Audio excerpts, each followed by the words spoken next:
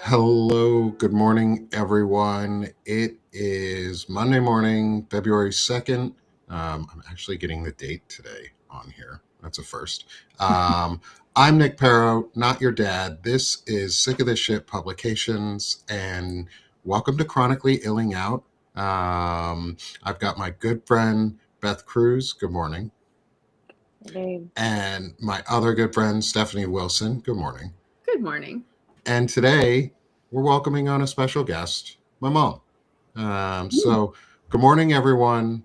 This is my mom, Phyllis. She is a retired licensed school psychologist and also one of the smartest people I know and has taught me a lot. And you all know because I talk about my parents a lot on my shows and the positive influences that they've had. Yes, her name is not appearing on the Substack Live. That was by choice today. But I want to give my mom a little bit of time here to say hi, introduce herself, and we're going to be talking today overall about COVID-19, the impacts on kids, child development, and what some of us as parents can do using tips from a licensed school psychologist to look out for their kids, to learn about signs and see what they might need to do and how they can help, and how parents can be better parents to their kids and pass on these good learning skills. So, Mom, good morning, and do you mind introducing yourself? Not a problem. Good morning. I'm Phyllis. And as Nick said, I am his mom. I am a recently, like 2 years, retired school psychologist, although I still carry an active retired license and I am still working in my school district helping out with evaluations. I am also a adjunct professor at one of our local colleges where I teach 2 evening classes in the graduate clinical psych department. That's also where I earned my master's in clinical psychology. And I am a diplomat in the board of school neuropsychology. The brain is a fascinating topic because there is so much that we do not know about it. Yes, there is. We're finding out more and more each day, but there's a lot we don't know. And unfortunately, or fortunately, nowadays we have ways of looking at the brain without having to wait till somebody dies and doing an autopsy, which was previously how we looked at the brain. I was 27 years in the school district that I worked in, 3 before that, 30, and I've still been working for the last 2 years. So over 30 years as a school psychologist. I've worked at all age levels. My initial work was with teenagers who were in a locked facility, who were sexually or physically aggressive. Then I worked K through 12, and then I narrowed my focus down to K through 6. I like the little ones. I like all kids, but the little ones are great to work with in schools because there's still a lot of potential for making change. So aside from Nick, I have 2 other kids, a doggy, a hubby who's listening over on the side. We realized that we couldn't listen in 2 rooms adjacent to each other because there'd be too much feedback. Nick's dad is still listening. He's just listening from the dining room table. That's fair. He gets a different view this time than normal. So, Mom, and also this is Chronically Illing Out, and I know you have a chronic illness or two. Yes, I do. If you're willing to share, do you mind sharing at least 1 or 2, or what you have for some chronic illnesses? Yeah. And we'll be able to talk about that today too as we weave it in our discussions. So the first chronic illness I was diagnosed with was fibromyalgia.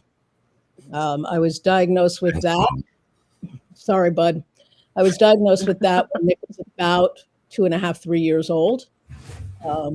It came after I had had several incidences where my muscles had just stopped working. I'd be riding a bike and I'd fall over because my legs weren't working. And I got to the point where I was afraid to pick him up. And so I had an infant, a toddler, a teenager in the house, and I had muscles that weren't working properly. I also had a migraine that started. and for 6 months didn't go away.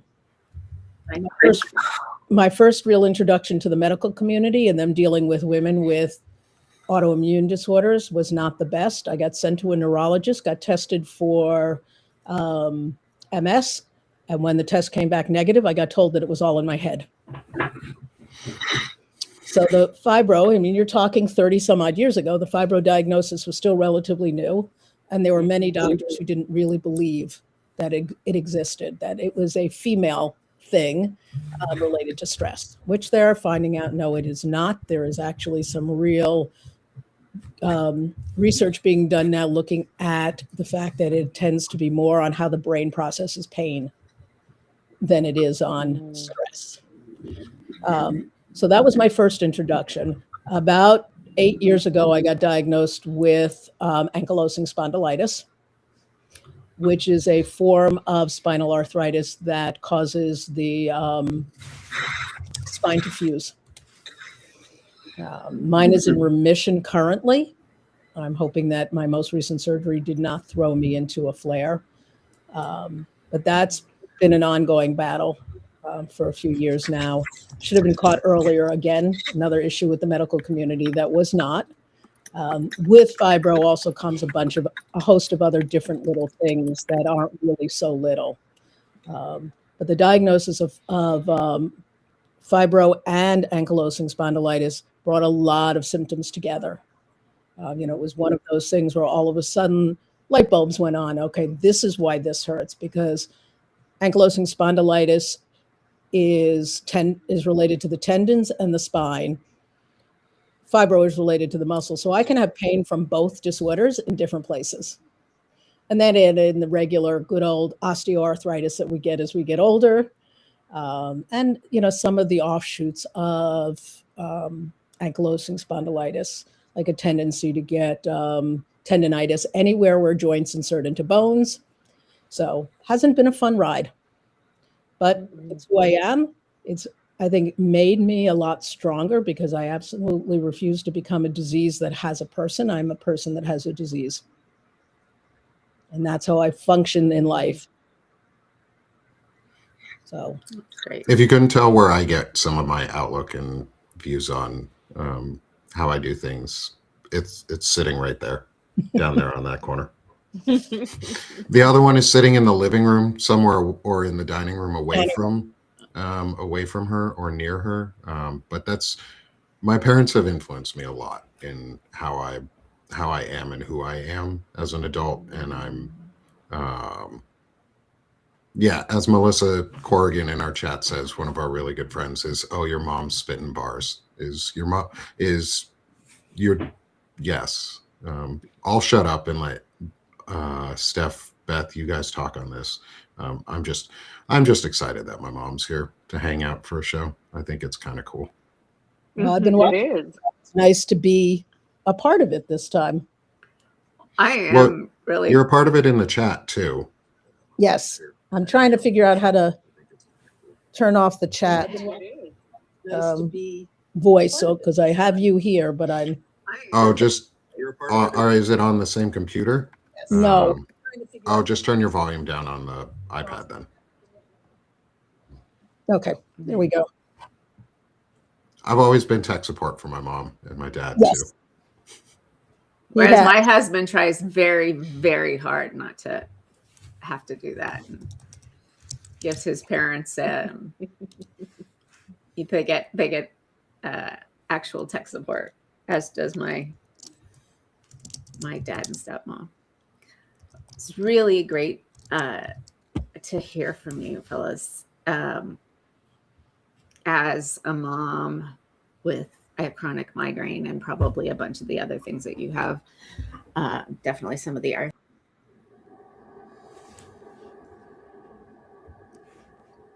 Beth or Steph, you muted yourself. Okay. I don't know how I did that. Oh, maybe I don't know. Anyway, just hearing from you as a mom that has a bunch of stuff, sort of, and relating it to parenting, I think is really great. I don't know how much you heard. I have chronic daily migraine and probably a bunch of arthritises that I am currently in denial about, and have passed along some of that to my kiddo who's just graduating high school this year. So I'm glad to hear about how it is for you and sort of how you have approached it. And also would love at some point to hear from you on how the way you feel physically intersects with what you do professionally, which intersects with how kids are dealing with COVID, which intersects with long COVID and potential actual brain changes with COVID. And that's 15 questions, which I am notorious for asking all at the same time. I'm very sorry to. That's okay. They all intersect with one another. So we'll do what we can as we go. And if we need to chat at another time, that's okay too. But yes, and honestly, it's not even a probably. There is research showing that the COVID has had an impact on brain development in many different ways, and we'll get into that in a little bit. So, yeah, and I don't think it's just being out of school. No, there's more. Okay, good. I'm glad to hear that is not just me making stuff up. I think being out of school affected different people in different ways. Those with, unfortunately, that's where a lot of equity issues came out, because those with good home support, those with good access to the internet, and parents who were very involved made it to the online learning sessions. Or the privilege, like yes. I had of, I had 2 months where my kid was just an absolute wreck, and I was going to either commit suicide or homicide, and I managed to get him into a private school, which is an incredible privilege because he was in school for the whole time after that first 2 months. But still, there's still it can't be completely related to being out of school because that variable is taken out a little bit. Yeah. I think it is bigger than COVID. If you think that COVID is a piece of the puzzle, as a school psychologist, one of my most in-depth training originally was in assessment. And I look at assessment and I look at the pieces of the puzzle of how we put together what's happening for a child, the family, and other pieces that then can be put together as a whole to see what we can do. When you think back to COVID, or at the start of COVID, we were already in a state of flux politically, and it was not helped by the reactions at upper levels and the negative interactions between those in charge and the medical community around how we were going to handle this.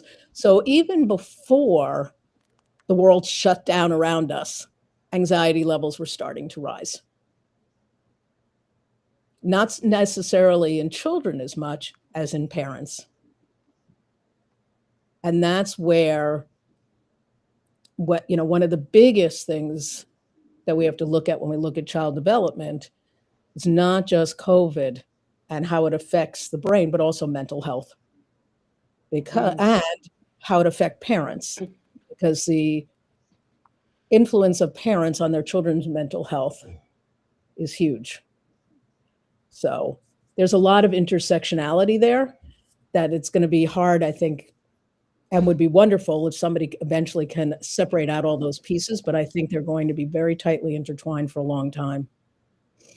And is there a place, I've heard a number of different studies that link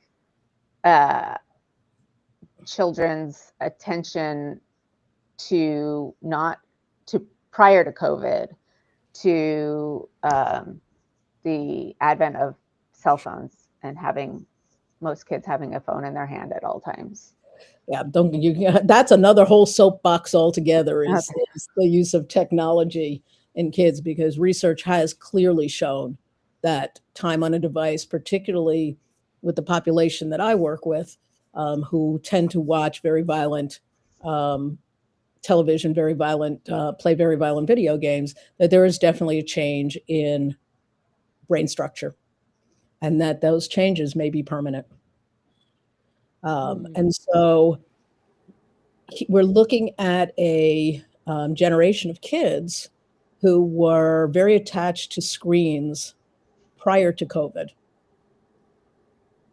And then COVID came and they were home and they weren't going to school or they weren't going to daycare. But guess where learning was happening? It was happening on the screen. And so we didn't help that addiction in any way, shape, or form. It added to it. And how did kids talk to their friends? On the screens. The screen became our world. It became our link with the outside world. But we all know, most of us should know, that what we see on a screen and what we read online is not always the big picture. And so while our world expanded in some way because we could reach out to people all over the world on Zoom and other things, it narrowed in many ways, particularly for children. And that has been one of the farthest reaching pieces, is that children's ability to socialize, especially young children. When I think about those kids who should have been in preschool or in daycare settings during COVID, and even the young elementary school, first, second grade, lost that ability to socialize. And so I think older kids too. Oh, absolutely. But older kids had a little bit,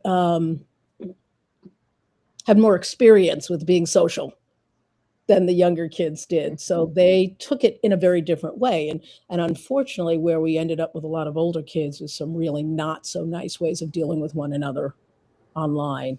Cyberbullying became a real fact, cause for suicide in many cases. Things that we couldn't always track because they were done on apps that you'd put something out and then it would disappear. So we didn't always have a way of tracking things. But the biggest, the academic changes, everybody slowed down academically during that time. So when they talked about, having to come back and catch everybody up because of COVID, everybody fell behind. It's not just certain kids. I mean, our kids who were special ed, who had disabilities to begin with, may have fallen much further behind because a lot of these kids didn't access screen time. They didn't come to their classes. Some of them may not have had internet at home, and they couldn't go to the library to get online because the library was closed. So some of the families I work with spent that whole time with no interaction with the outside world other than their families. So I want to make a point too from our comments in the chat here. Our friend Melissa Corrigan has had some really good thoughts on some of the opposite end, on the positive side of the impact. Because I think for some of us, I know I had young kids during COVID too. Like mine were sort of the perfect age for COVID. Mine were like early school and not in school. So when we got out of it, we held our kids back and we kept them the grade below, which we've noticed actually a lot of parents did too.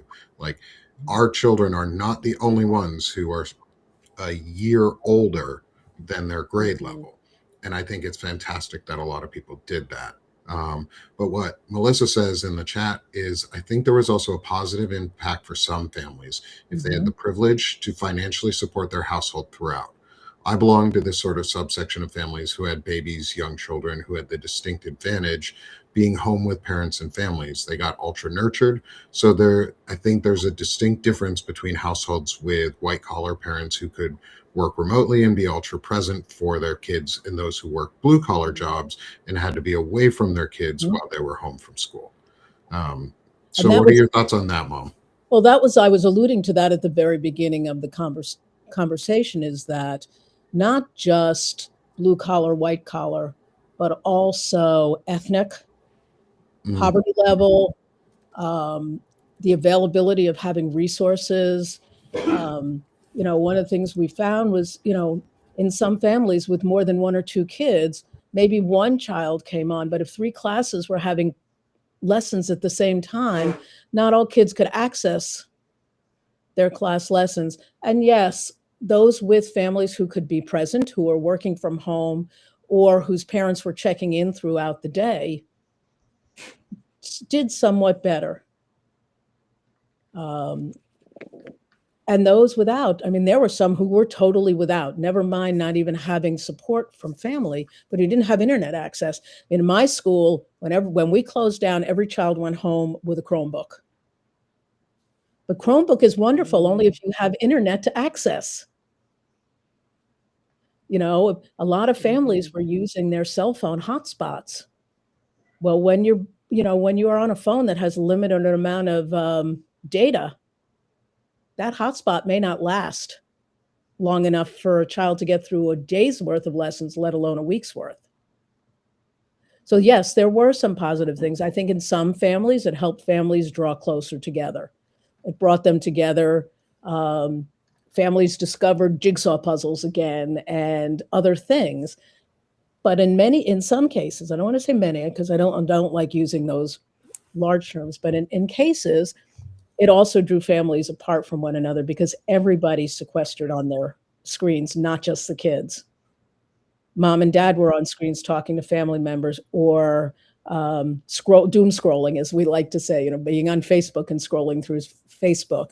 And then things began to change politically. And tensions began to change, and then they changed again. And with that came real anxiety. It's been interesting when I remember coming back to school after the pandemic was done and we were back in school. And of course, the first couple of months we were there, kids had to be 6 feet apart. So desks were all moved around and we had to do all these precautions. And we had parents coming to the school board saying that making their children wear masks at school was a form of child abuse. And so we had those differing opinions too. And that was feeding into the anxiety, the anger, the depression that we were seeing, not just in adults, but in children, because kids were hearing one thing from their parents and another thing at school, and then possibly a third or fourth thing from peers. And lots of negativity began to flow. But then we got back to normal. But what didn't change was special ed requirement to look at kids for eligibility for special ed services. Unfortunately, what didn't change in all of that was the norming of many of these social emotional measures to include kids who'd gone through COVID. And they still haven't changed. There are many social emotional measures that have not been renormed since COVID. And so when we're looking at anxiety, when we're looking at depression, we're comparing kids who came through COVID on a test measure that was normed before COVID. So normal isn't normal anymore. The baseline has changed dramatically. And so go ahead, Nick. Sorry to interrupt there. What would you suggest as parents, not specifically for me, because I hear your thoughts a lot, on this, so I know these sorts of things. But for other parents, what would you suggest looking out for in their kids as a new baseline against for, say, depression or anxiety? Well, and the hard part is I'm not saying that depression and anxiety is not real, because the levels of depression and anxiety in our society right now are probably the highest they've ever been. At least because people are talking about it. We don't know if it's the highest it's ever been, because there was a time in our lives when people didn't talk about mental illness. And I don't like the terminology. When we do evaluations in schools, it's called an emotional disturbance. That's how it's looked at. And anxiety and depression fall under one of five there are five categories we have to look at. And anxiety and depression are only two of the five categories. And so those two categories are often diagnosed by psychiatrists or doctors, being what a psychiatrist is. As a school psychologist, I can make the determination or a diagnosis that a child is showing indications of anxiety or depression based on information that I get through parent reports, based on information I get through teacher report, based on information I get through kids. But the normative sample I'm comparing it to is not the same as it would be if we were comparing it to other kids who went through COVID. And I think, unfortunately, that's nothing we can do anything about. That has to be done through testing companies. They have to renorm their measures. So we in schools, what we have seen is the expression of those feelings being dealt with in not very good ways. We have seen a lot more acting out behaviors, a lot of anger, some of it fed by information that's not correct. Some of it fed by people really feeling, I missed 2 years of my life. So there's a lot we did see. And for me, as a school psychologist in schools, one of the biggest things we saw was a change in behaviors from preschool forward, because kids didn't have the chance to be with other children during COVID. So they didn't learn those socialization skills. And in those times when they were home, the world revolved around them. They didn't have to worry about sharing unless they were sharing with siblings, but that they were used to because they lived together. And all of a sudden they come into school and they're one of however many kids in a classroom, and they have to share, and they don't have the teacher's attention all the time.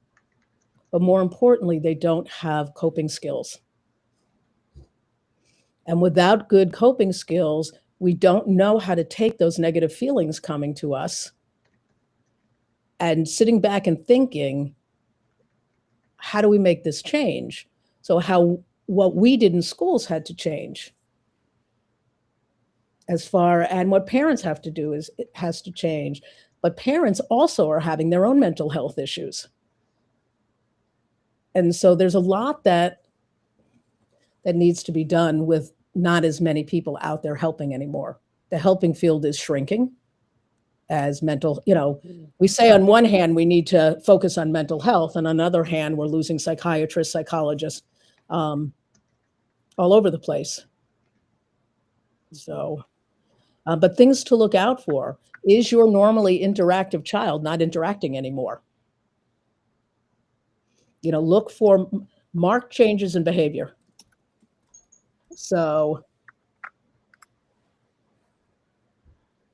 if your normal gregarious, outspoken kid isn't so much anymore, that's something to note. Or the opposite, if they were normally very withdrawn,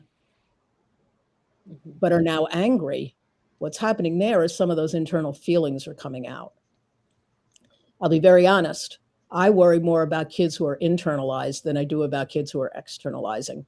Externalizing means showing out to the world that you're upset, you're angry. You may be the kid who has a temper tantrum, throws a plate across the room, yells at your parents. But those feelings are coming out. What needs to be done with those kids is working with somebody who helps them to learn to express those feelings in positive ways. I spent a lot of years in schools telling kids, no feelings are wrong. No feelings are wrong. It's okay to be angry. What's not okay is how you act on that anger, because behavior comes from emotional reaction. So when you have a big reaction to something, you react to it. You know, internally, you have a big reaction to something. Some kids suck that in. Other kids immediately react to it. They may curse at you. They may try to get into a power control issue with you. But those kids we know need stuff. The kids who internalize, who take it, suck it all in, who never, you ask how they're doing, and I'm okay, I'm hanging in there, are the kids I worry about more, because when that dam finally breaks, these are your kids who are at high risk for suicide or self-harm. Because what self-harm really is, kids who cut, kids who do that, is their way of letting the pain out. And to some kids, that's the only way they feel comfortable doing it. So we as a society need to find a way to continue to make mental health something we talk about in a positive light. Not that we have to sweep it under the rug, but to get help, not just for our kids, but for ourselves. To find ways, because if you're an anxious, depressed, or angry parent, and you're dealing with an anxious, depressed, or angry child, that's not a good chemical mixture. So it's not just helping our kids, we have to help ourselves. Does that make sense? Yeah, to me it does. Absolutely. You know, I think, just real quick, Steph, I think this is a space that we're trying to make for that, is to make it so it's positive to talk about mental health. It's easy to talk about it, and we can do wellness together. Exactly. But not in the like fake wellness crap, like real wellness. And I think that parents who are aware of their own psychological makeup can be much more able to hold space for their kids. If I don't know, I guess it's dependent on whether you are able to put aside your own anxiety, depression, and make room for your kids, or whether you center yourself or your children, or whether you're able to say, yeah, kiddo, I'm really anxious too. You know, let's do this together. Absolutely. How we approach it and how we are willing to admit that we're dealing with our own issues is huge, because if our children think it's something to hide because that's what we do, then they're not going to. I mean, nobody ever comes to the school psychologist for the first time willingly. You know, I have had kids knock on my door asking if I want to have lunch with them, but nobody comes to therapy, especially a child who really doesn't understand. I mean, I did play therapy while I was in schools. My school district was one of the few. In many school districts, the only thing school psychologists do is testing. I was very lucky to work in a school district where for 27 years, I carried a caseload of kids that I saw therapeutically, all through their elementary years. So there was a lot of continuity there. But COVID took a bite out of that. I mean, it's hard to do therapy with a 5 or 6 year, to do play therapy via Zoom. You know, so my visits were really check-ins with them. But yeah, I mean, it's not just a child piece. This is a piece that families need to wrap their heads around, and recognize our children don't always deal with things in the same way. You can have 4 kids and each child can cope with things very differently. One of the things that always amazed me is in schools is when you have kids who come from the same chaotic, really horrendous, abusive backgrounds, why some of them adjust better than others? What is it about those kids? And I'll tell you what, if we could ever figure that out, I'd be out of it. I'd be out of a job in days, and I would be very happy for it if we can ever figure out what makes some people resilient and why others struggle. Is this somewhere where you think I have a question from the chat too as well, but I want both questions of this. This is mine. Is this somewhere you think that the neuropsych work that you are a part of and that others are doing could be helpful to find a link in terms of like brain chemistry and how that could be balanced through either medication or just like enzymes or a specific vitamin or whatever the heck it is that could rebalance it? Do you think the work on the neuropsych side is key towards finding that link between resilience and non?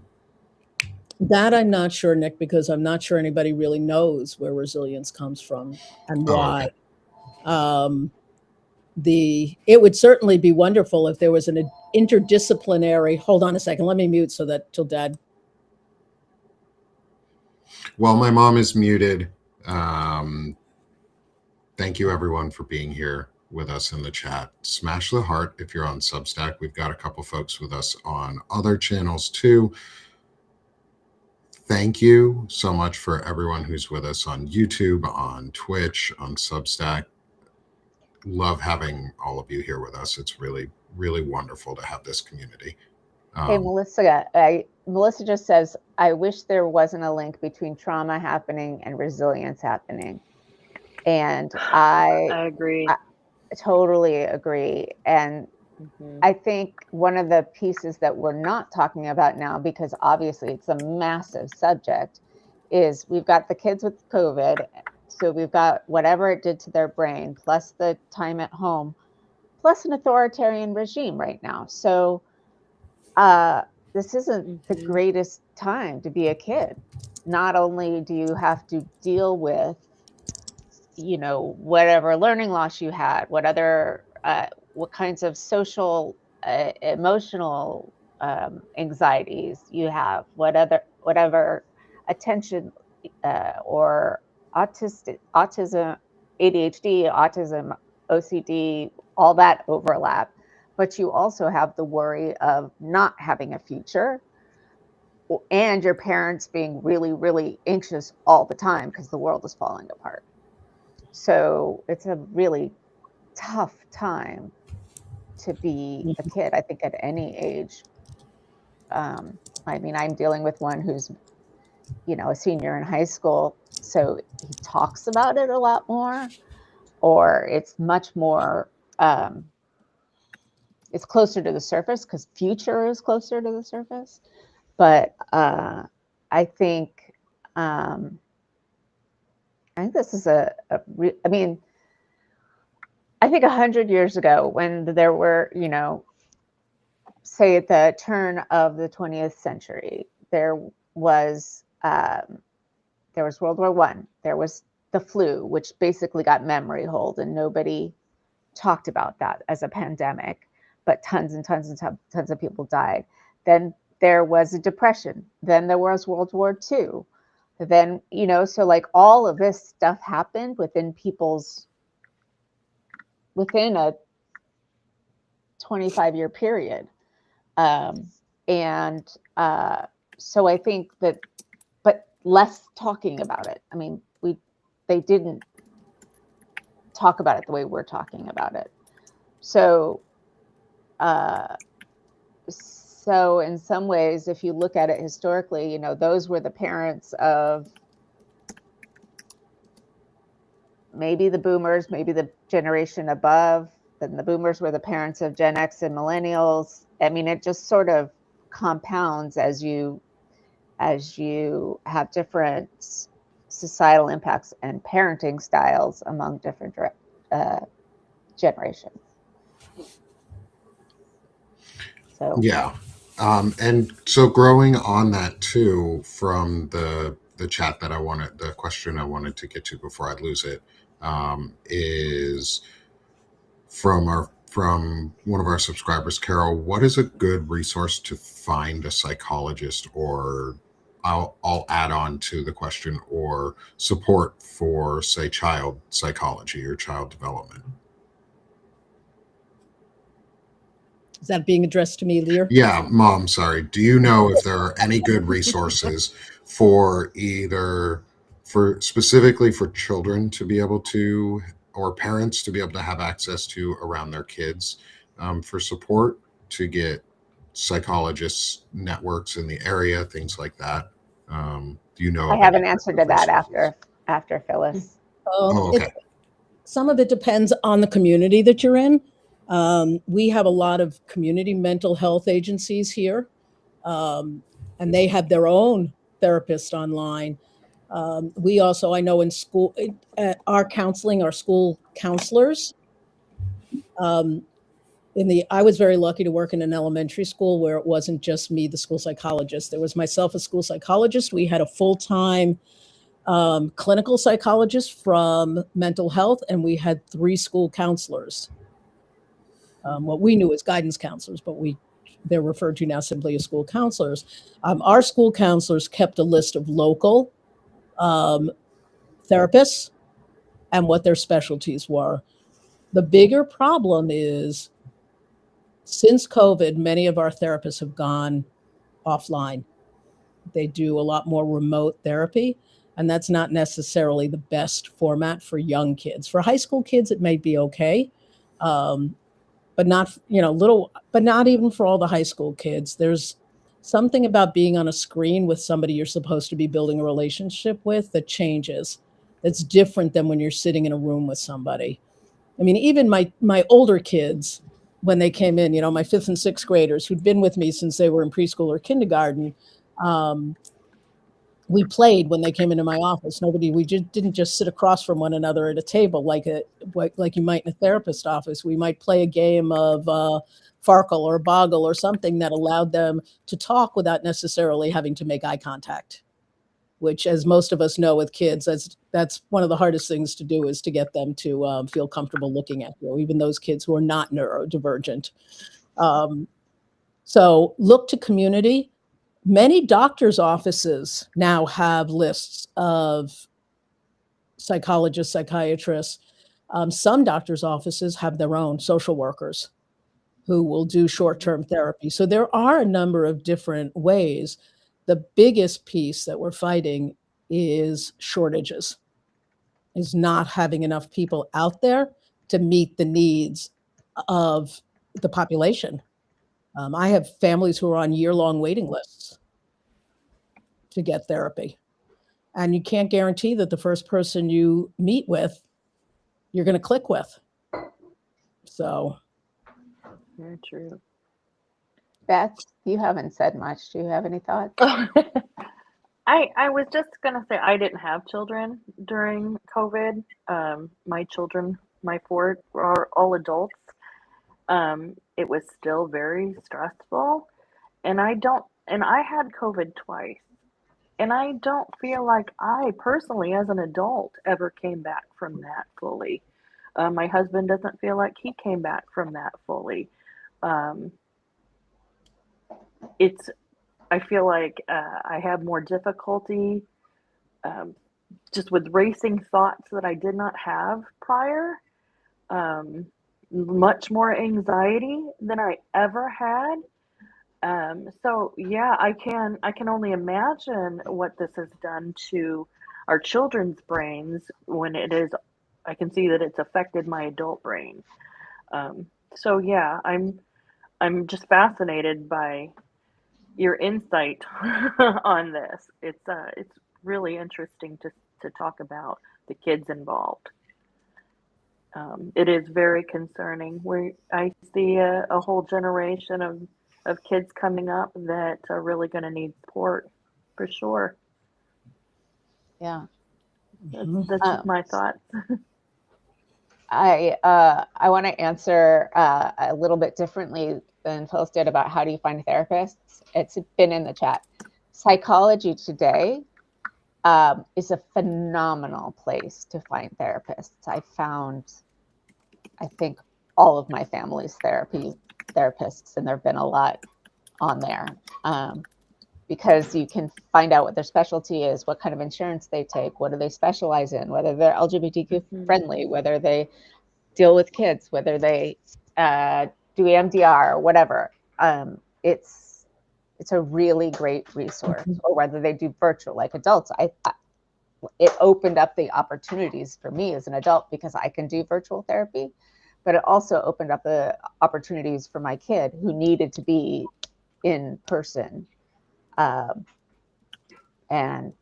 we've been really, really lucky. So I would go there. I mean, I think local resources are great, but they don't always know who takes what insurance or what the actual specialties are or how they deal with, what sorts of disorders, particularly around kids. But well, and it's important to note that kids are a specialty. You cannot necessarily take a child to an adult to a psychologist whose specialty is adults, because the approach that we do with kids is different, but their needs are also different. And there are, unfortunately, we are, finding that there are some people whose, it wasn't that long ago people who thought the children didn't get depressed or anxious. And so now society has changed and realized that, these are not just adult only disorders. There's still some things that, some disorders that they refuse to acknowledge that kids may have. And so times will change. I think when the DSM, the Diagnostic and Statistical Manual that psychologists live by, gets updated, hopefully things will change again, and we'll start looking at the broader picture, and we'll be looking at the impact of not just COVID, but long COVID, because kids who've had long COVID have missed out on substantially more things, because one of the things that they're finding is that long COVID unfortunately opens the door to autoimmune disorders. I would I want to jump in on that. I would agree. I think that my fibro has been worse since COVID. I'm having more, when you mentioned tendon and muscle and all of that. I'm under the spondyloarthropathy, my psoriatic arthritis, and my fibro, and I have noticed just a major difference in my physical health and pain being ramped up since COVID. I don't know if anybody else has had that experience, but yeah, it's been challenging for sure. I developed my fibro after COVID, or at least it announced itself well after COVID. So I don't know if mine is linked in any way, but I mean, with my mom also having it genetically, I was predisposed to it.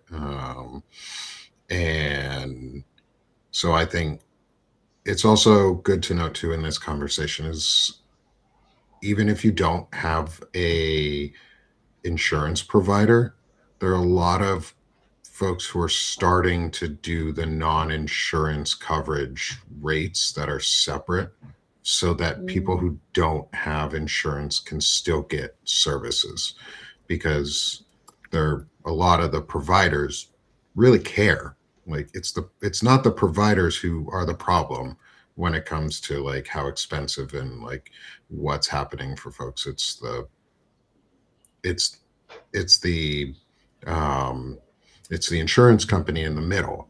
And so providers are starting to work around that in ways too. So sometimes look out for that for yourself, or for your like family and friends if they need support on that, because maybe you can find a provider that's doesn't need insurance to be covered and is not $1,000 a visit or whatever obnoxious rate non-insurance can be, or uncovered visits can be. And this has been an incredible discussion. Thank you, Mom, for coming on. Thank you for giving us all this really good information to be able to share and spread with everyone. I want to close out our show a little bit here with first a big announcement. And then second, we'll move into our meditation. Is for those who may not have noticed, next to Beth's head on the screen, there's a QR code that says "Sick of this shop." We have, with the wonderful help of Beth Cruz, of Courtney, of Steph, Courtney. of Soso, of all the work of everyone in our group who's volunteered to help and support in so many ways. The Sick of This shop is now open. And if you go to that QR code, it will automatically apply a 20% discount during this first week. So during this first week, if you want, go to that QR code in the top corner. I'll even drop it in the chat. It will probably update the name on it too, so that it actually says Sick of This Shop instead of Sick of This Shit Publication Shop on the name. But that's a quick change. We just opened it yesterday. I'm going to drop the link here in the chat. Please include everything on that link if you want to get the discount code automatically applied to your cart even before you begin shopping. I tried it out this morning. That's how I know that this works. I AI'd it and I was like, can I even do this? What is the process to do this? Because this is all new to me. So merch shopping for everyone. If you'd like, thank you all for the ideas and the thoughts. We're going to be continuing to put out like different merch and building out new things as well. So thank you so much to the two people who have scanned the QR code. Anyone who goes, love you, appreciate you. It's awesome. I think y'all will love what you see. We've got Chronically Illing Out merch, and we've got Notes of the Week merch. So special shout out for the Notes of the Week merch to my friend who made the artwork for it. Oh. Do you have emojis enabled on you can turn on reactions on your MacBook. In the top bar on your screen, there's a little camera icon, like recording icon. It's green at the very top. That's green. Very, very top of your screen. Yeah. Probably on the right. If you click on that, it'll open up and show you a little camera window. Okay, I'll have to look for it later. Okay, you can do it later, but I'll help you after the show real quick. You can scan the code with in the post show. If you cannot do it right now, I will also have it linked in the show notes. I'll drop the QR code here or the link here. I know it's hard on the phone. Substack does not make it easy. Thank you to the 9 people who've now scanned the QR code. Holy shit. Like y'all are freaking awesome. I can't even tell you. I have to say I'm so excited. Beth has put so much work and support into this. I really want to shout out like how amazing Beth has been in this process and the volunteer support that she's done with me and questions she's asking and the learning she's doing. It's amazing. Elizabeth, or for anyone who can't scan the QR code for some reason, again, I'll make sure the link is in the show notes today so that everyone is able to do that after the show. Appreciate all of you. You're amazing. This will help me eventually be able to pay Beth as a employed member of the community. That's my hope here coming up. I've got 2 people, one for each company that we're looking at eventually trying to be our firsts. And there's you guys help. Everyone helps make that possible. The merch will make that possible. And so we've gone on a little while for that amazing announcement. Thank you, Beth, for that. Wonderful. We're going to switch over now to our meditation. Or not medication. Perhaps not medication. I mean, it is kind of medication. Here's your mental medication for the morning. Here's your mental health medication for the morning, a meditation by Beth Cruz, our Alaskan cruise meditation today. It is already available on the Time for Life section of Sick of This Shit publications. I will also link that in the show. So everyone, please keep your eyes open again. Watch the video and the beautiful photos, listen to Beth, and we will see you on the flip side of that here in a couple minutes. Thanks, everyone. Welcome to our Alaskan cruise virtual meditation. Join me by taking a deep breath in through your nose and slowly exhale out through your mouth. Take another deep breath in and slowly exhale out. One more deep breath in and slowly exhale out. Take a moment to relax your body and mind. As you cruise through this journey, continue to breathe slowly and rhythmically, like waves on the ocean. With each breath, you feel more relaxed. If any muscles feel tense, allow them to relax. It is okay to be present and embrace this moment of calm. Inhale the beauty and peace, and exhale all that does not serve you. Scan your neck and shoulders. Become aware of your body. Whatever heavy weight you may be carrying, let it go. Release it. Feel it falling away. Feel the tension and stress. Leave your shoulders, your arms, your fingers. Allow your chest and your core to relax, followed by your legs and feet. You are safe in this moment. It is okay just to breathe and be. At any time during your day or week that you feel overwhelmed or anxious, return to this moment of gentle release. Remember to take care of you.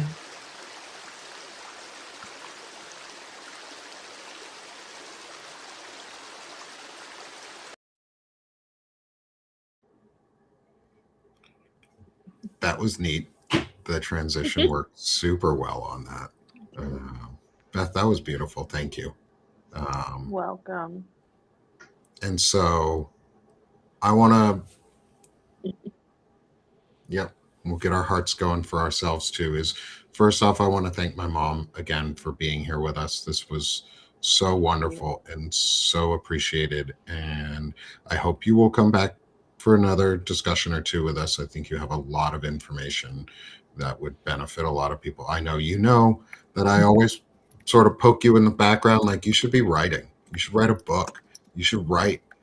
Well, you have a free way if you want to on Substack to be able to write. So I encourage you to because I think a lot of people would benefit from your knowledge. So thank you everyone for being here with us. I'm going to give my co-hosts, as always, their chance to promote themselves. And I'm saying it differently this time because I'm learning to, instead of sell yourself, which has some bad undertones to it, is let's promote ourselves. And I want to start first off, come join me here at Sick of the Ship Publications. Thank you everyone for being here with us. This has been so fun. Like I said, and amazing to be here and to have all of you in the chat and the discussion with us on all of our platforms. So thank you for joining me here on Sick of the Ship Publications. I'm going to then hand it over to my good friend with her new icon, Stephanie Wilson, for Freedom Over Fascism. Hey, Steph. Hey. I love the new icon. Oh, thanks. So Freedom Over Fascism is now having fireside chats on Tuesdays and Wednesdays at 1 Eastern. I decided it needed a little bit of an overhaul, and purple and orange together is always like my favorite. This week, I am having Rachel, this woman votes, who's been around, and she's going to talk about epistemic war, which we will break down and talk about what that means. And I'm having Marlon Weems on Wednesday to talk about, the way I say it is going to sound really boring. It's taxes, but like how does the government work in terms of money as we think about what we should be doing in terms of taxes. I'm with Banner and Backbone per Friday on the Anti-Fascist Book Club. And I welcome you all. And I too am thinking about creating a merch store. So if anybody wants to help, I would look forward to that as well. And please subscribe, paid if you can. And love you all. And don't forget, for all these shows for Steph Wilson too, on Tuesday and Wednesday, we will be now restreaming or cross-platforming on Sick of the Shit Publications and Banner and Backbone, because we think the discussions are incredibly important. And I want to boost you as much as I can. So please come subscribe to Steph. And next, my good friend Beth and the Possibilitarians Light. How are you this? Hey, Beth. Promote yourself. Shamelessly plug yourself. Shamelessly plug myself. Well, I'm the Possibilitarian's Light. I'm still trying to believe that all things are possible, even in this current climate. I do write about my personal trauma in childhood and through adulthood. And I love doing this on Mondays with my friends. I do Time for Life with Soso on Wednesdays. Hi, Soso. Wish you were here. And we are looking forward to having Wendy Parker tell some stories this Wednesday. So it's going to be fun. Thank you. If you're able to be a paid subscriber, that's wonderful. If not, that's still wonderful. Please follow. Love you all. Thanks, Beth. Please subscribe to Beth. She does all our meditations. The Time for Life section for the meditations themselves are written by Beth, recorded by Beth. Soso and Beth provide the photography. It's beautiful. It takes, like they explain it, some time out for life. So come support them. I'll also put Soso's QR code up here too, because we're talking about her, and I can, and she's my friend, and she's our co-host here on the show. So shamelessly plugging Soso. Go subscribe to her. She does some amazing photography. She has some really cool discussions. And I'm excited for everything that she's doing here on this platform right now too. She's spreading a lot of light with just the positivity she's bringing. And then just put mine back up. And as we close Shamelessly. Come support me here at Sick of This Shit Publications. I'm fucking awesome. You love me. You know you love me. Come support me. We're growing rapidly still. Please come support, paid or free. It doesn't matter. Both help. Follow, paid, free, anywhere. It doesn't matter. Like I just said, I love the support, love the community, and love that we continue to grow and have these amazing discussions. So thank you. Thank you, everyone. We will be back next week, as always, for our next Chronically Illing Out on Monday morning, every Monday at 11 a.m. Eastern. So thank you, everyone, for being here with us. Have a wonderful day. Y'all will see me later, if it's still Monday the 2nd, for Palin Talk on Banner and Backbone with Shane Urich. And let's go have a great day, because as we like to say, we're done being sick of this shit here. Now we're doing this shit. Love you all.